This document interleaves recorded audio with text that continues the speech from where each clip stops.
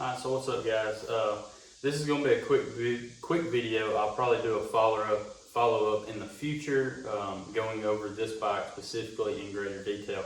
But I've got two previous videos on my channel showing my daughter riding her new dirt bike, and I realize that some people may be buying a dirt bike for their kid may want one, and they themselves have never owned one or know nothing about it.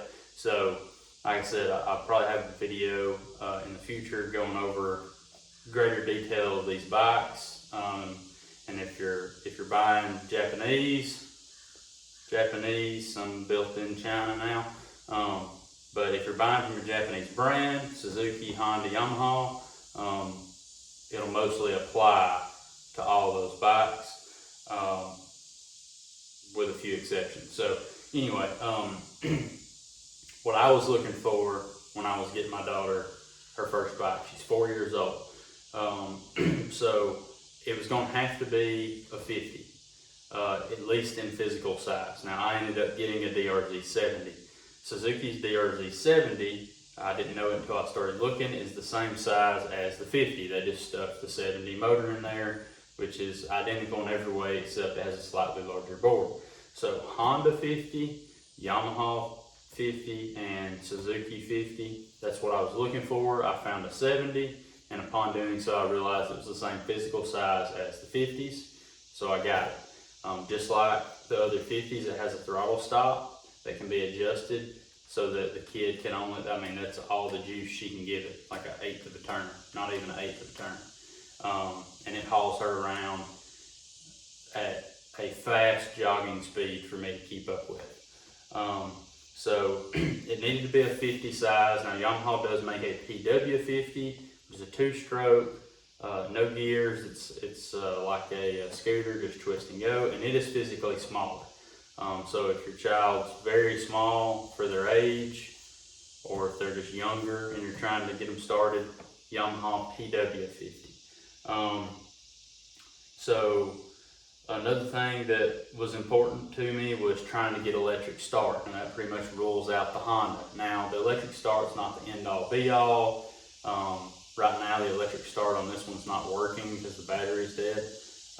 But in the event that she gets tall enough that she can actually ride the bike on her own and she can't kickstart it, especially with it being a 70 and not a 50, I really can't tell the difference trying to kickstart them, but it's been a long time since I kickstarted the 50. So electric start was important. So if electric start is important to you, then that means you're going to be looking at Yamaha TTR 50, Suzuki DRZ 50, or DRZ 70.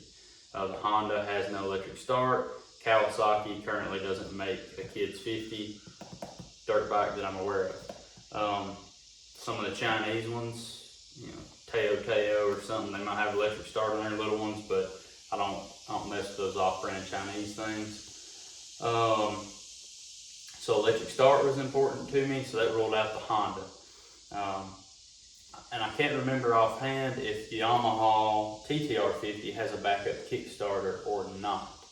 But the Suzuki has both. So we've got electric start and we've got kickstart. The Suzuki will take the Honda and Yamaha style training wheels that bolt to the bottom of the foot peg mounting bracket. So that's a plus. And those are the main things. Like if your kid's big enough to where you think they could actually ride one and they can touch the ground. Like my daughter can touch the ground, but the bike's leaned over far enough that she can't really hold up the weight. So I have to hold the bike up and get her going. That's not a problem, because she's not going to be riding it when I'm not around anyway, at least not right now at such a young age. I want to be around to keep an eye on her, so that's no problem. Whenever she's done riding and wants to stop, she just yells and I'll walk around there and catch her when she stops. She is just an inch away from being tall enough. So anyway, that is some things to consider when buying a kid's bike. A lot of parents might get caught up in the moment and think like, oh, my kid's gonna be awesome, and they may.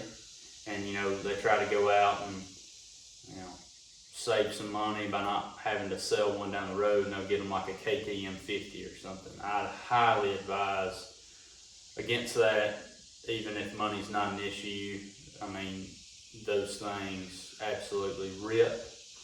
Maybe if money's not an issue and you wanted to go that route, get the electric KTM or Husqvarna Kids 50 equivalent. I'm pretty sure at least then you can tune the throttle. But I mean, if you're wanting your kid to enjoy riding, the biggest thing is getting something that fits them, that they're comfortable using. So in my case, it's a girl. Yes, she's just as capable as a boy, but I mean, her muscle mass is obviously not going to be that of a boy. She's not going to be as strong as a boy, similar age and similar height. So it's like electric start. It's smart. She could probably kickstart it when she gets tall enough, but just in case, I mean, I didn't really spend any extra money to get electric start. I just looked around on the used market for longer to figure out what I wanted.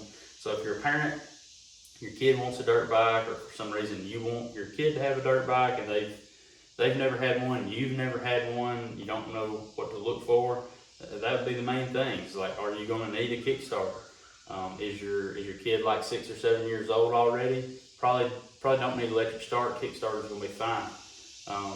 If you're going to need electric start, that's going to limit you to Yamaha and Suzuki in the 50 class.